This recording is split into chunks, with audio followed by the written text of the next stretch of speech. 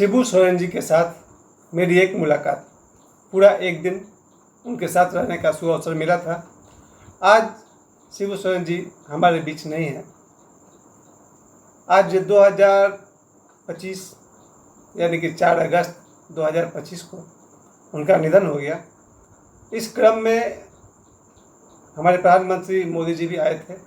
मेरी उनसे एक मुलाकात याद है, 1992 में एक बार मेरी उनसे मुलाकात हुई है और लगभग 2 घंटे मैं उनके साथ लगातार रहा। वो दिन आज मैं आप सभी के साथ शेयर करना चाहता हूँ। कैसा लगा उनका व्यक्तित्व, कैसा लगा उनका व्यवहार, उनका वो हंसना और मजाकिया स्वभाव। मेरी उनसे मुलाकात 1992 में हुई थी। उस समय मैं 18-19 साल का था और उसके साथ साथ इस पर तो हम लोग बात करेंगे ही। थोड़ी सी जो उनके बारे में जानकारी है वो यही है कि 1944 में इनका जन्म हुआ है, 11 जनवरी। यानी मेरे पिताजी की उम्र भी अभी उतनी है जितनी इनकी थी। मेरे पिताजी की उम्र के बराबर थे और यहाँ झारखंड के तीसरे मुख्यमंत्री भी रहे वो, और जेएमएम झारखंड मुक्ति मोर्चा के ये एक सदस्य है, नेता रहे। उनके निधन पर अवकाश घोषित किया गया। कल स्कूल सभी बंद रहेंगे और भी बहुत जगहों पर छुट्टी कल दी जाएगी। शिबू सोरेन जी को लेकर के बड़ी खुशी की बात है मेरे लिए। ये कोई खुशी की बात तो नहीं कर सकते, फिर भी आदरणीय प्रधानमंत्री का झारखंड में उनके लिए आना बहुत ही गर्व का विषय है मेरे लिए कि आदरणीय प्रधानमंत्री साहब नरेंद्र मोदी जी आज आए थे शिबू सोरेन जी के पार्थिव शरीर के अंतिम दर्शन के लिए। उनसे जब मेरी मुलाकात हुई थी 1992 में, उसके पीछे और भी मेरे जीवन का एक सौभाग्य रहा कि बहुत सारे बड़े बड़े हस्तियों के साथ मुझे मिलने का सौभाग्य मिला है। उसके बाद सूरज मंडल साहब थे, उनसे मेरी एक मुलाकात हुई थी। इसके बाद महाराष्ट्र के मुख्यमंत्री थे अंतुले साहब, लेट AR अंतुले, उनके साथ भी मेरी मुलाकात हुई थी। जीवन में बहुत बड़े बड़े लोगों के साथ मिलने का मुझे मौका मिला है।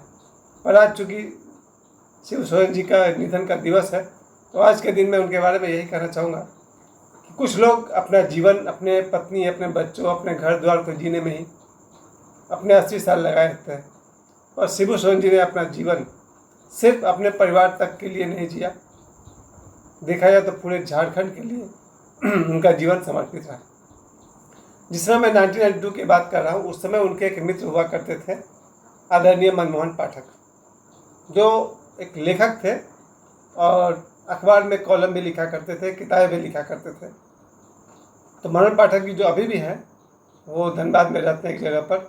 हाल में मेरी उनसे मुलाकात दोबारा भी हुई थी। वो बहुत ही करीबी रहे हैं शिबू सोरेन जी का, उस समय से जब वो संघर्ष के दिनों में शिबू सोरेन जी हुआ करते थे।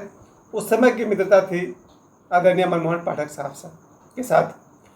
1992 में हम लोग यानी कि एक निर्देशक हुआ करते थे मनमोहन पाठक, अब वो इस दुनिया में नहीं है।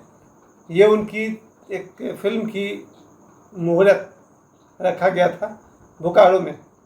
ये बात 1992 की है, यानी कि तब बोकारो में जो नेहरू पार्क है, जवाहरलाल नेहरू पार्क, जिसको जैविक उद्यान भी कहते हैं, उसी नेहरू पार्क में मनमोहन पाठक साहब की एक फिल्म का मुहूर्त रखा गया था। फिल्म का नाम था खीर, जो पूरी नहीं हो पाई। मनोहर साहब भी अभी दुनिया में नहीं रहे। मनोहर पाठक साहब के टीम में मैं भी था, एक आर्टिस्ट की तरह था और एक असिस्टेंट की तरह था। तो हम लोग को मालूम था कि शिबू सोरेन साहब आएंगे, वो तो वहीं कहीं नज़दीक में रहते हैं, बोकारो में ही कहीं रहते थे। तो 1992 में हम लोग बाथरडी से यानी कि धनबाद से पूरी टीम हमारी बोकारो पहुंच गई सुबह 8 बजे के आसपास।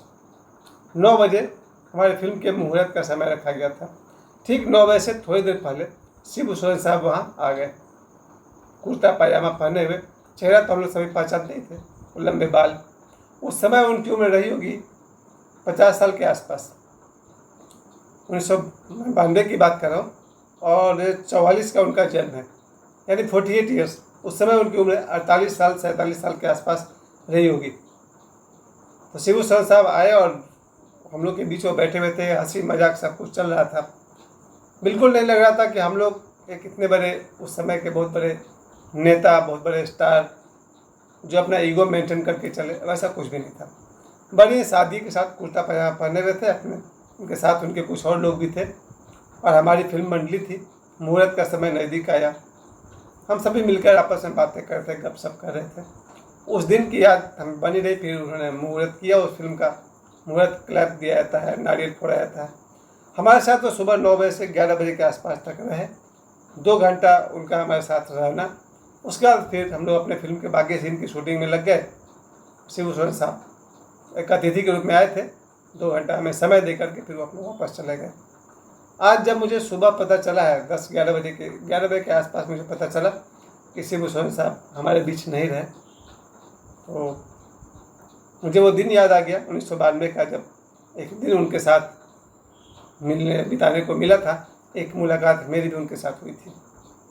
मैं एक बार फिर से यही कहना चाहूँगा कि झारखंड में ऐसे ऐसे लोग हैं जिन्हें कभी कोई नहीं भूल पाएगा। बिरसा मुंडा साहब से लेकर के शिबू सोरेन साहब हैं, इन्हें कभी भी झारखंड भुला नहीं पाएगा। देखा जाए तो करोड़ों दिलों में बसने वाले झारखंड की आबादी लगभग 10 करोड़ के आसपास जरूर है। तो इन 10 करोड़ लोगों के बीच, और वैसे तो पूरे भारत में, शिबू सोरेन साहब का जो सम्मान है हमेशा बना रहेगा। ईश्वर उनकी आत्मा को शांति दे, ऐसी प्रार्थना मैं करता हूँ।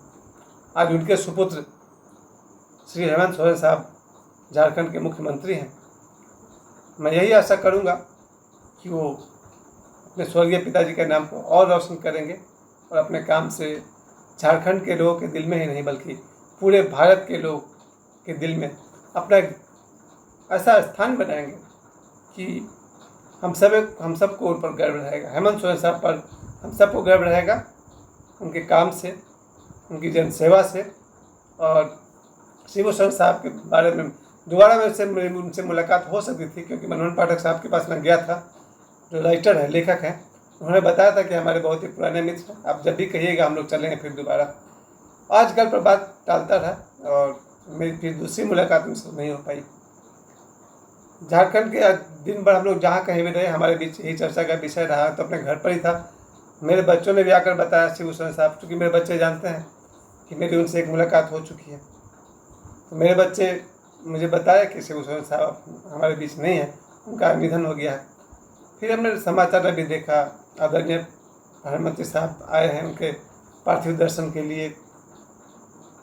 बहुत ही आज के दिन यही कहूँगा, कल जब छुट्टी है, एक तरह से झारखंड में विशेष करके बहुत सारी जगहों पर कल छुट्टी रहेगा।